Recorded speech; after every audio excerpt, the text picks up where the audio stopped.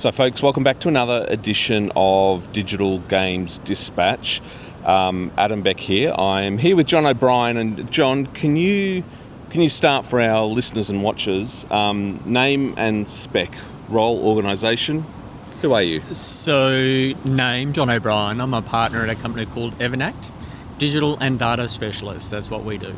Okay, nice. You've also got a bit of a background in connectivity, right? And we're going to unpack that a little bit. So this is 5 questions in sort of 5 minutes or 5+ minutes. Yep. First question, Jon, it's the big one. What, in the context of the Olympic and Paralympic Games, with that as a context, what does digital enablement mean for you? So digital enablement, in essence for me, it's the enablement bit, not the digital bit. Mm-hmm. So I think about enablement first, and I think about sort of envisioning the future from different sort of actors' perspective, whether that's an athlete, a volunteer, someone who's in the public safety, and then work out what that's going to look like in the future. And then how we can enable that through digital means or technology. That's what I think about from that perspective. Okay, that's great, thank you. If I'm to dig a little bit deeper then and think about South East Queensland and the Games, so we're 7 years away, Yep. Big opportunity. What's the one thing SEQ can't miss as an opportunity in terms of digital legacy? So while SEQ is where the major investment is, I am thinking about it from a broader Queensland perspective. And I think about it from where the investment's going to occur. And what I want to make sure from a legacy perspective is that the investment is actually legacy. So rather than just something for the Games that might be temporary, we actually leverage that more broadly.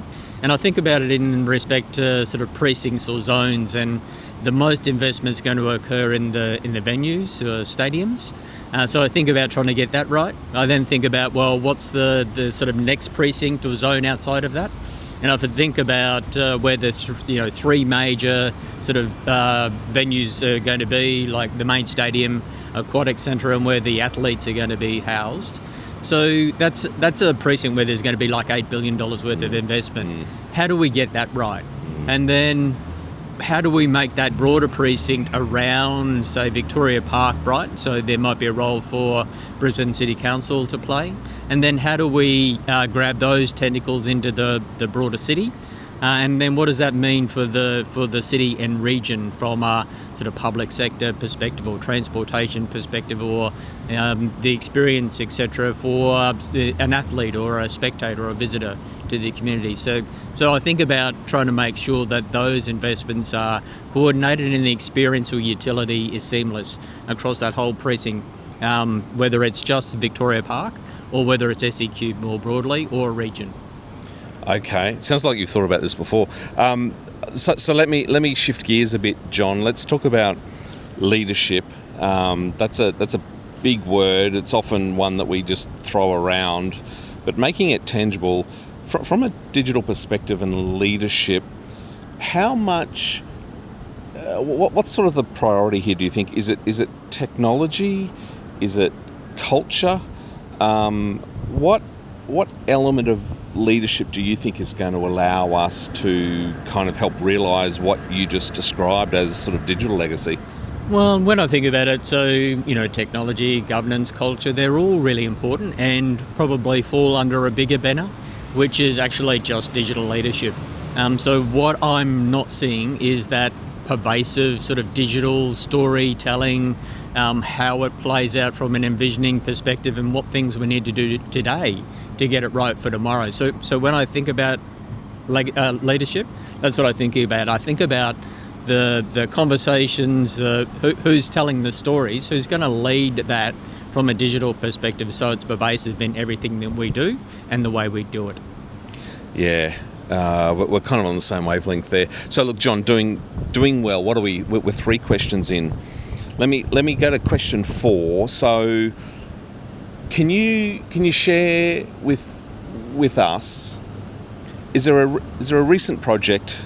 Recent is a relative term, but is there a project you've previously worked on that kind of is around this kind of space that you think you would sort of see as potentially lessons that we could bring into the work that we've got to do in the next 7 years? So what have you learned on previous projects that you think could carry over here? So previous projects, and when you're sort of got a few grey hairs, it can be a lifetime ago, so to speak, for some people. But it's the role that I played in a previous organisation. So when I was at Telstra, one of the biggest projects that I was personally involved in was what's called the Government Wireless Network, which is a radio communication for public safety, police, fireys, ambulance, etc. In essence, the original project was to do with the G20. In essence, it enhanced security because comms before that were analogue and can be hacked, right? So in essence, for the G20, you needed to lift security.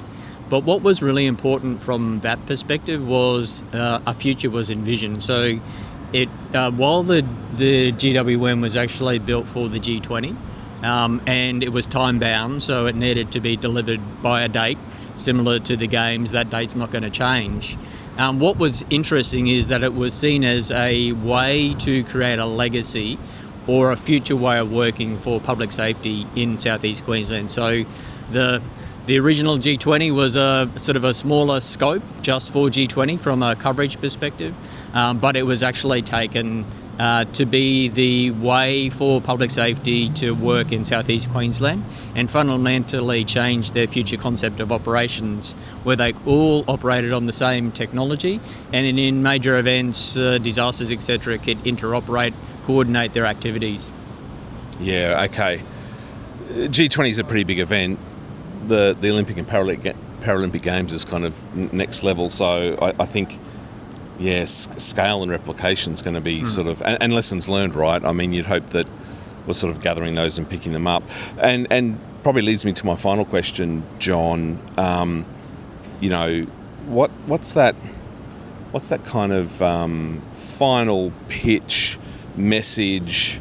You got sort of 2 sips of the coffee in front of the minister and you're having a quick chat around digital legacy for South East Queensland and the Games. What's sort of top of mind in terms of sharing? Yep.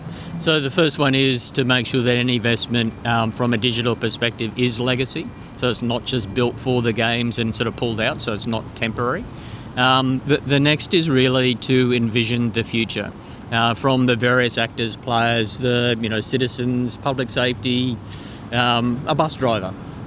So envision the future, work out what needs to be enabled from a digital perspective, and start to plan, build and coordinate that today to enable or envision that future for tomorrow.